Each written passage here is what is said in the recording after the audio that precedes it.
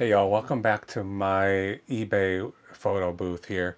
I have quite a few things here that I picked up this morning. I got up early and I went to this church sale. They've been having it for 3 weeks in a row. This was the third week. They said it was going to be like a super discount day and bag sale. They told me last week, and that they would have all new inventory. Well, they didn't really have anything new, and their sales were questionable, but the place was so cheap anyway that the prices were fine as they were. So I'm going to show you all of that stuff. I think everything I'm going to show you came from there, and it's like maybe 15 items or 15 listings. One thing came from a garage sale that I went to after that, and then one thing came in the mail today. So I'm going to show you all of these things.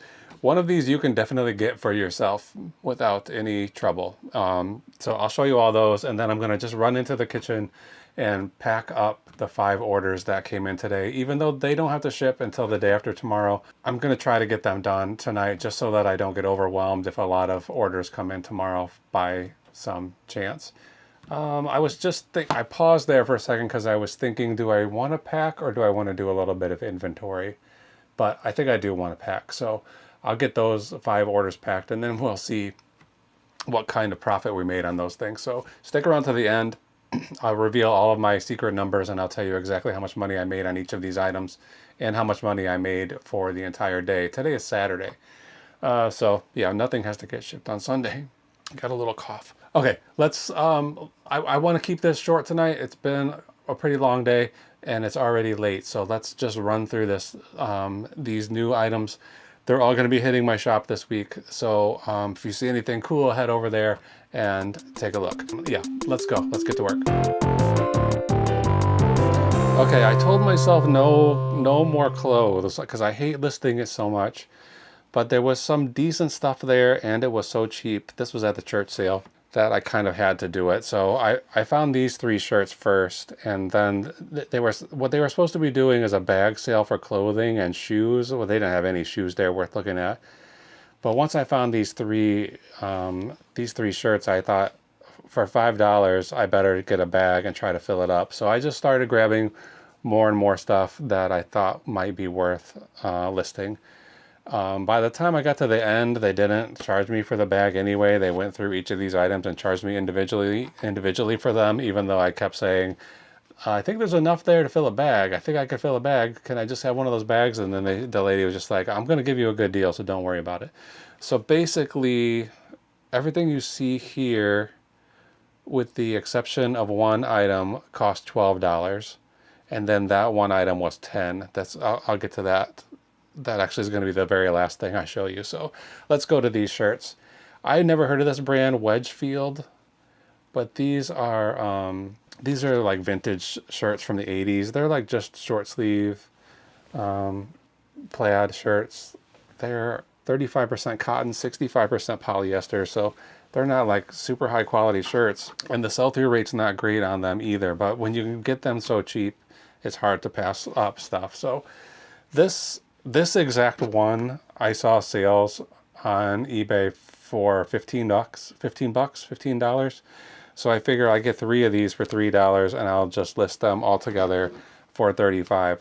I just noticed I put in the listing tailored in Hong Kong, which is what this one says, but this one then says Bangladesh, and the other one says Pakistan. So this company, Wedgefield, was producing stuff all over the world, apparently. Okay, that's the first thing down. Then I found some more clothes. This is I thought this was a men's Lacoste. It's called Lacoste Sport. It looks like a hoodie, but it has no hood, which is something that I always thought, like, why don't they make hoodies with no hoods? So I thought I might wear this myself, but it's really big, and it turns out it's a women's. When I tried it on, and it was the zipper was going in the wrong way, so I wouldn't really be too worried about wearing it, but it's way too big for me. Unfortunately, the tag has been pulled out, but I think it's probably a 3 or a 4X. I put in the title 3X, and then I wrote in the description, the tag is missing, so please see the measurements. So I'll measure all of this stuff before I list it. So that thing was like $1. Right. They didn't tell me how much they were charging for all this stuff, but I just started assigning cost of goods, and basically everything was $1. So this one was $1. I think it's worth 30. There's not a lot of sales history on that, but I'm sure somebody will give me 30 bucks for that. And if they give me 20, then we're still sitting pretty. Okay, I found this Polo Ralph Lauren. This is a 3XL tall, so it's really big, and it's like a flannel. It's pretty heavy, so coming into winter, this might be something that people are looking for. I like this color, this red. It's nice, vibrant color. A similar one on eBay said tartan, which I don't think this is probably a tartan plaid, but I'm going to call it that anyway. Again, paid $1. Think it's worth 30. This, I don't really know the different types of Ralph Lauren items. So that one says Polo by Ralph Lauren. This one just says Ralph Lauren. So I don't know what that really means. It's the same situation. 3XLT. These all came from the same person. They must have donated. $1 turned it into 30. It's nice pink. I think if you're trying to sell Ralph Lauren stuff, you want to look for like a little bit flashier colors, like just a plain. Like maybe this one's not going to sell that well, but it does have a nice texture to it. But just like a plain blue, probably not going to sell, but a checkered pink and blue, maybe that's going to do okay. This was another one, Ralph Lauren. Doesn't say Polo, but it has the Polo horse, embroidered on as well. It's like houndstooth, maybe? I don't know what you call this. I don't know that much about patterns, but again, $1, turn it into 30. When I came home, this Amazon holiday kids gift book was waiting in the mailbox. If you get one of these, you might as well try to sell it because people buy them, surprisingly, especially if they still contain, they usually have sticker sheets inside here. So last year I sold the one that came in the mail, and then I found out that you could just go on Amazon and order them, and I think they would send you as many as 2. So I got 2 of them, and I sold one of those. The third one never did sell, but this one, there's examples of this exact one that just came in the mail today that sold for $25. So I'll list that for $25. I'll take $25 for that. I'll take 10 for it, honestly. Okay, next thing up. So see if you can get one of those. Go on Amazon and see if you can request one of these. I think there used to be a way to do that. Back to the church sale. These are Rubbermaid brand. I think these are probably from the 70s. These measuring cups. This one's like a beaker style. This one's supposed to have a lid, and if it had the lid, it might sell for like $18 to $25, maybe something like that. But I don't have the lid. I picked these up and I searched eBay. I did a little research for Rubbermaid measuring cups, and some different models came up that were selling very well. So I figured for $1, I'm going to grab these 2. It turns out they're not really worth much. I think together with the 2 of these, I'll be lucky if I can get 13 for them, but I'll try. I only paid $1 for both of them, so if I can turn that into $13, then fine. I saw these pretty old Nancy Drew books, the 2 of them. I had good luck with some Nancy Drew books a couple of years ago that were like in really, really bad condition, and I did an auction on them, and I got so many bids on it. I can't remember the exact amount. I think it was like 5 or 6 books, and maybe they sold for $300. And they had the dust jackets and everything. These obviously don't. And these are not first editions. They're not the first editions. So I did like a quick amount of research and found out these aren't really worth anything. They're in bad shape anyway, and they don't have a huge value. Like maybe these books are $10 or $12 a piece, maybe, probably not even that much. This one isn't worth anything. This is like a much later, like a 50s. These are from the 40s. This one I think is 1959. It looks more like 70s to me, but it's like the first 3 Nancy Drew books in one volume. So I'm listing all these 3 together for $15 or $20. It's really easy. There's like websites that track every detail, like every change that they ever made when they made new editions. So it's pretty easy to find out, oh, the orange silhouette in the center of the book was from 1951 to 1953. If it has these end papers, then that tells you something. If it has a glossy piece of paper for the frontispiece here, this illustration, it tells you something. So this is like a 1951 to 1953. I think this is like a 1954 or 56. So these came out much earlier. Like when did they come out? The 30s. So these are later editions anyway. No dust jackets. Rough shape. This one is just a reprint, and if I can get $20 for those, I'd be surprised, but we'll see what we can do. What's up next? This is a big stack of, I just Googled how to say the name and I forgot. It's spelled Ngaio, and I think it's Nio. Nio Marsh was a mystery writer, I think from like basically the same time as Agatha Christie. These are in rough shape, like they're all taped together and everything, but I got this entire stack for $1, so I'm gonna try to list these for like 30. I think there's 19 books here. They might be in bad shape, but they're still readable, so if somebody just wants to read these books, they'll be able to do that without too much trouble, or maybe they got a couple they need to fill in their collection. They're not all in bad shape. Some of them are fine, but some of them are really, really rough. I'm kind of interested in reading those myself, but I'm not going to. All right, what's up next? This is a trench coat. This is a, I don't know if it's a brand, Battaglio. Do you pronounce that G in Italian? I don't really know, but Battaglio, I'm gonna assume. It's a tall trench coat. It's got these like epaulettes, is that right? On the shoulders. I'm not going to be able to really show it to you because it's too difficult, but it was only by the time I did all the cost of goods on everything from the church sale, I came down to this one, and there was $2 left. So this one I'm assigning $2 for, but I think I paid $12 for everything. So it still has this made in Italy tag through the buttonhole, which tells me that nobody ever really wore this. It's like some small percentage of it is cashmere. It's like wool and cashmere blend with, let's see, it's like 20% nylon, 75% wool, 5% cashmere. So it's got a little cashmere in it, so you can call it a cashmere blend. One of these, like not exactly the same, but the same brand and very similar, sold for $69 used, and this one's brand new. I think it's probably nicer than that other one, and I'm going to list it for 70 or 75. I paid, $2 for it. So whatever I get, I get. I put it on, it actually fits me pretty well, and I was contemplating whether I wanted to keep it, but I don't think so. Okay, the last two things I got there, these are pretty small, but we'll try to show you. It's a lapel pin. This is a NASA one. It's got this glitter in it, so I can't find any examples, comps that look exactly like this. But I'm just gonna choose a price for like 12 bucks. I like this one. I thought about keeping this too. I like this spacey kind of stuff. And then this one is John Deere, and I like this one too. It's like, it's black. It looks a little classier than the traditional John Deere green, and it's small. This would look good on somebody's lapel. Again, no comps exactly the same of this, but a bunch John Deere pins selling between $6 and $15 or $20. I'm going to list it at 12, maybe $12.99. See what I can get for it.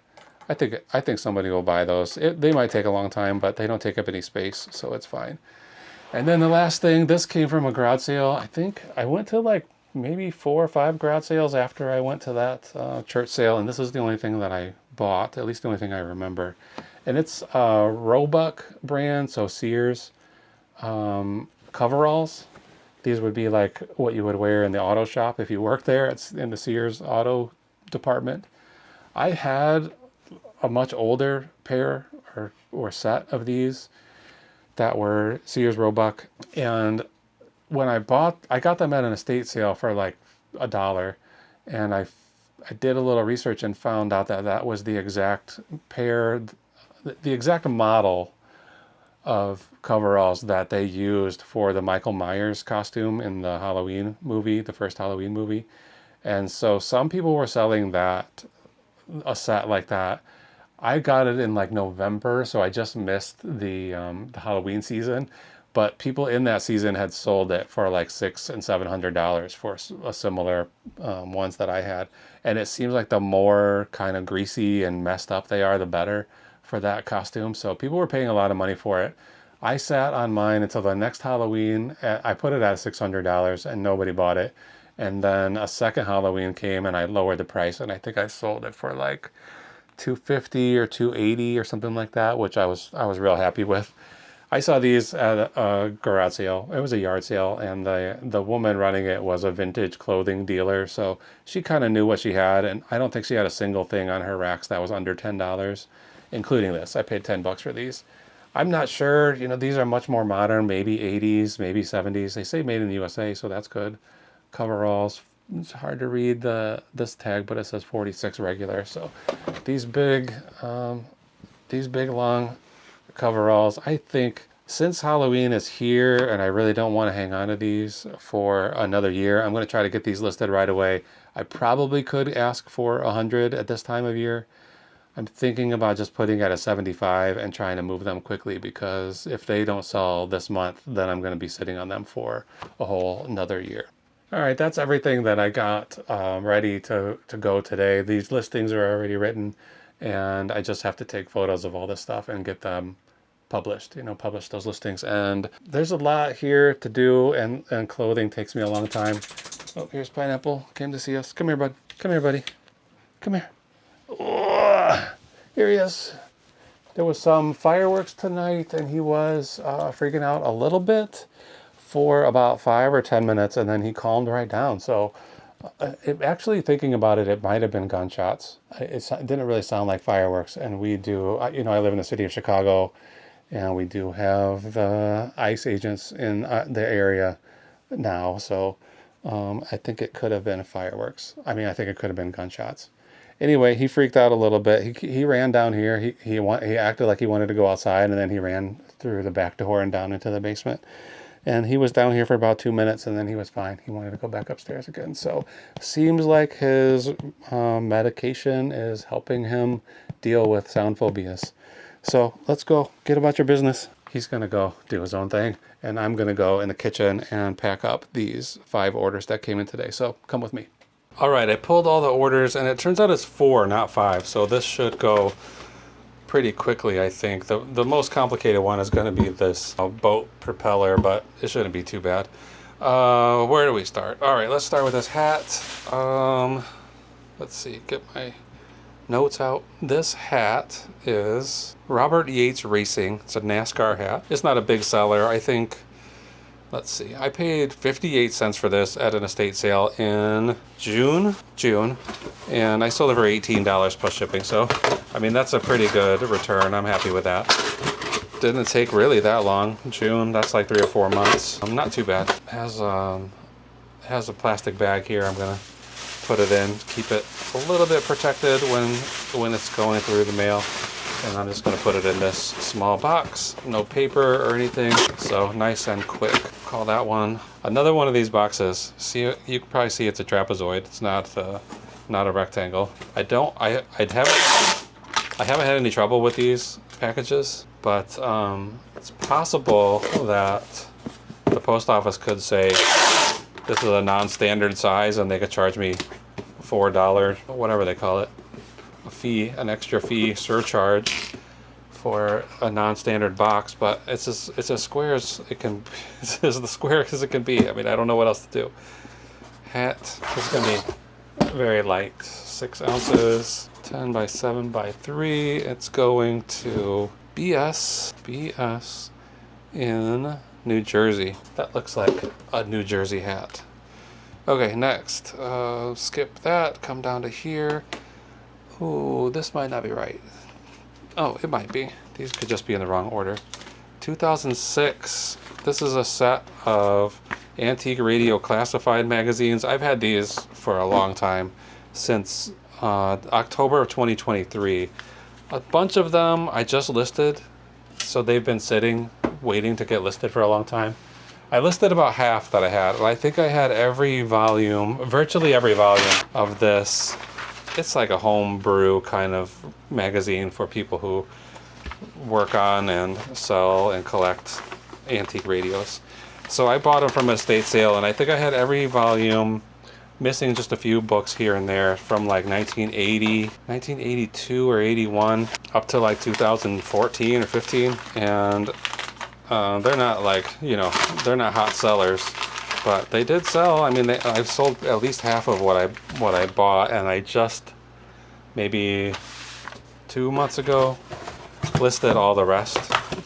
I had them just sitting in the closet waiting to get listed, and I finally got around to listing them when I just started diving into my death pile again. I pulled these out, and these were one of the first things to get listed.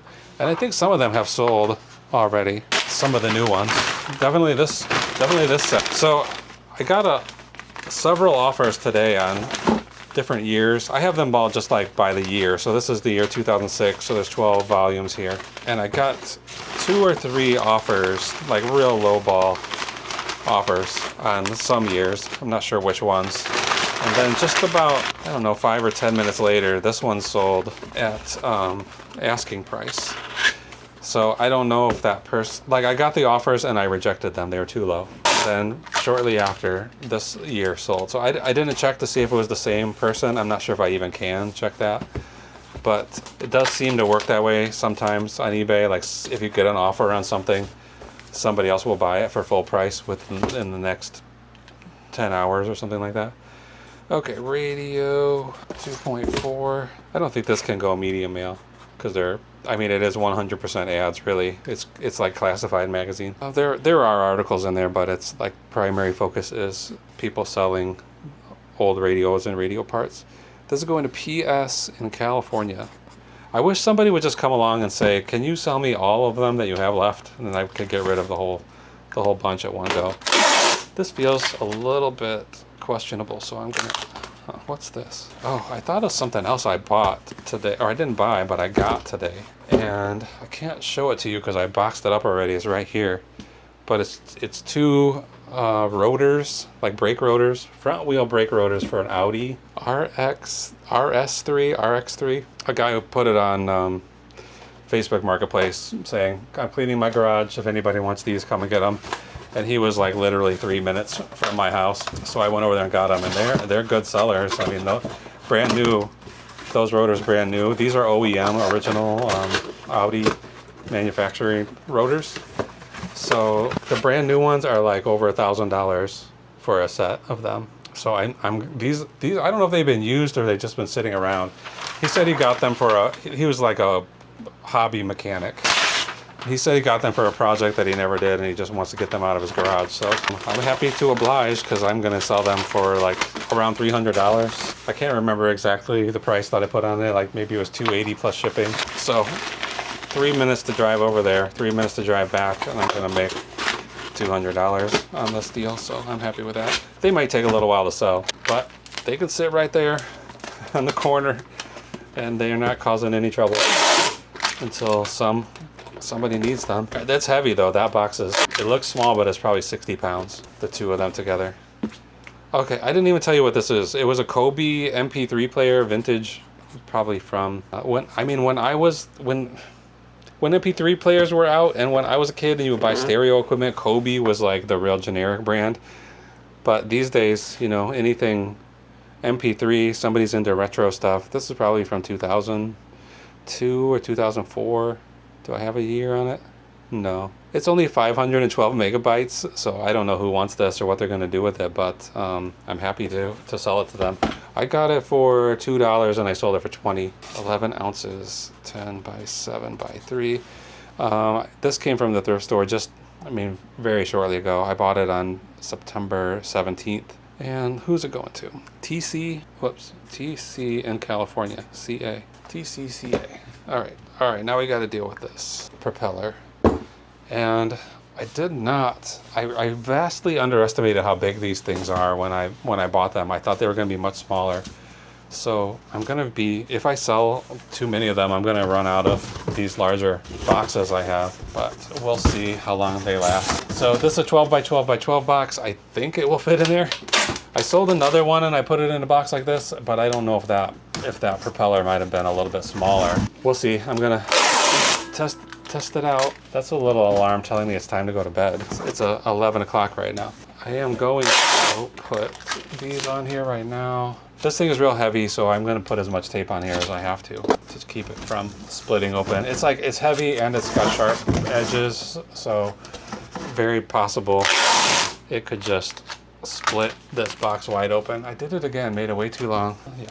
So I have I think I'm gonna put some more pieces of cardboard in the bottom of here. I think these will fit. Just to no, they won't fit, but they will when I force them to. Just to make this box a little bit sturdier, hopefully. I'm gonna put a little tape inside there to keep these together where I want them. And then let's see, is this even gonna, yeah, it'll be okay. So what I think I wanna do, I didn't do this on the other one that I shipped, but I think I wanna try, is there a way I could do this? I'm gonna use masking tape.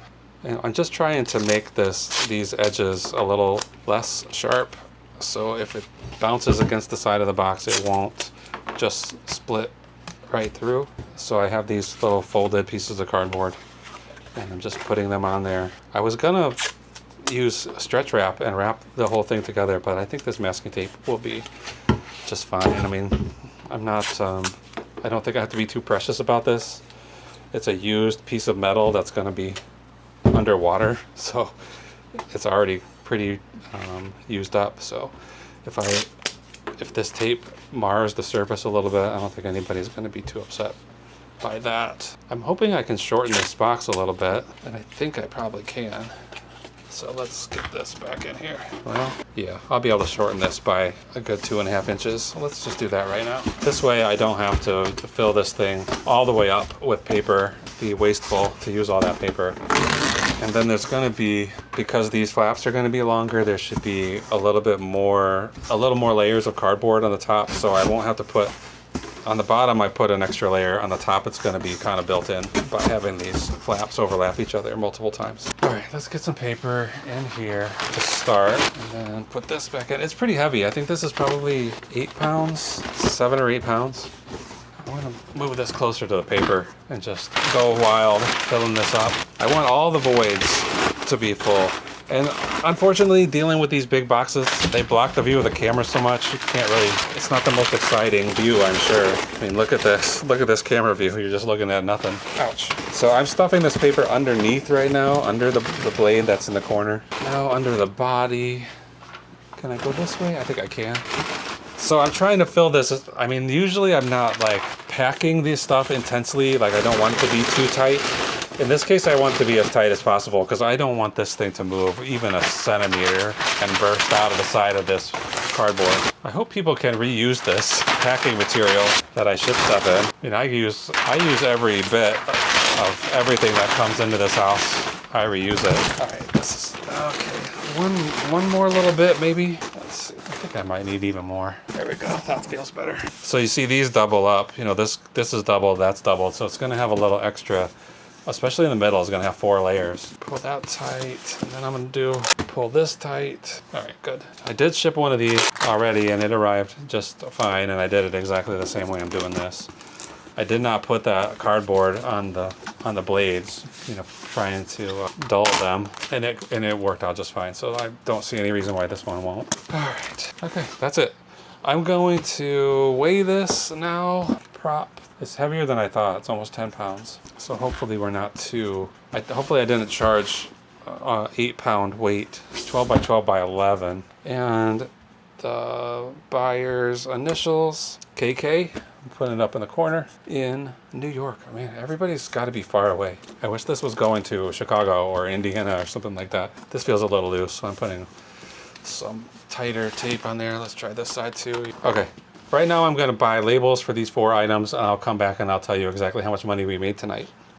All right, there we go. All 4 of these have labels. They're going to go out Monday, so until then, I'm just going to push them over here in the corner. Hopefully we'll have a lot more orders to pack tomorrow because this day isn't the best profit-wise. So let's go through it and we'll see how we did. So, all right, first things up, antique radio classified magazines. I only earned $12.12 on those after 3 years of sitting on them. The MP3 player, vintage MP3 player, sold it for $20.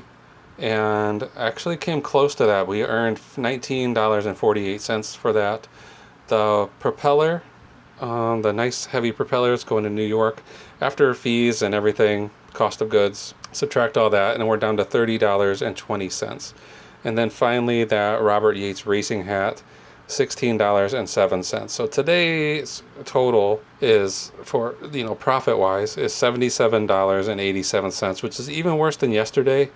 Yesterday was $84. I'm shooting for $193 a day profit on average for the rest of the year in order to reach my goal. So I need better days than this. So hopefully tomorrow we get like a $300 day or something, 400. 400 would be great. Hopefully we could sell those rotors and get them out of here right away. That would give me a nice boost and bring my percentage up. So right now the percentage, we're only on day 4 of the month of October. Right now the percentage is, this is profit per day average, $137.81. And then that gives us an average profit per sale individual item of $23.97. So we need both of these numbers to go up quite a bit before too long, because you know, the month is only 30 days. So let's get some higher sales tomorrow, hopefully. I will be back tomorrow packing up stuff and talking about my eBay business. So I make a video every day. I'm going to commit to that at least till the end of the year. So join me. See if we can hit some kind of a profit goal of $50,000 by the end of the year. Okay, that's it for tonight. Thanks for watching. We'll see you again soon.